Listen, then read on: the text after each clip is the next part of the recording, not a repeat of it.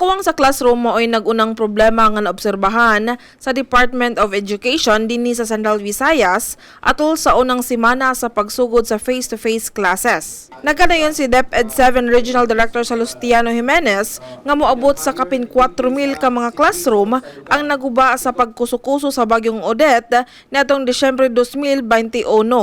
Hangtod karon kapin sa 1,000 nga classrooms sa Rehiyon 7 ang nagkinahanglan pa og repair. Dugang ni Jimenez nga sa dulan 7 ka bilyon nga budget request para sa pag-ayos sa mga nangaguba nga classroom, 1.7 billion pesos pa lang sab ang nahatag ngadto kanila gikan sa DepEd Central Office. So as to repairs, murag ang nadawat na sa Region 7 is mga around 1.2 billion pesos. Major damage and need replacements.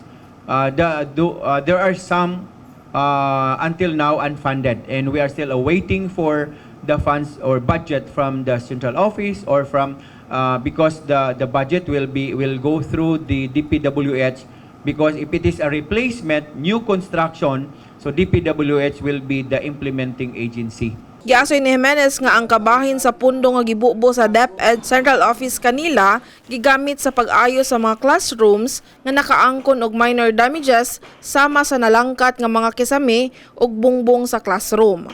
Tabang gikan sa mga ginikanan og mga partner stakeholders, pinaagi sa Brigada Eskwela mao'y nakapabarog ug nakapaayo sa ubang mga classroom nga karon nagamit na sa face-to-face classes. Major damage and need replacements. There are some until now unfunded, and we are still awaiting for the funds or budget from the central office or from because the budget will go through the DPWH, because if it is a replacement, new construction, so DPWH will be the implementing agency. Pagsulbad sa kakuwang sa infrastruktura, mipatuman og shifting classes ang uban nga mga public schools sa rehiyon aron nga ma-accommodate ang tanan nga mga tinun-an. Base sa talaan sa DepEd 7, kasamtangan nga dunay 1.9 million nga mga estudyante ang naka-enroll sa pagbalik sa face-to-face classes gikan sa 2 million target enrollees para sa school year 2022 to 2023. Gipaabot pa hinuon nga makasumiter ang usa ka gatos nga tunghaan sa ilahang report.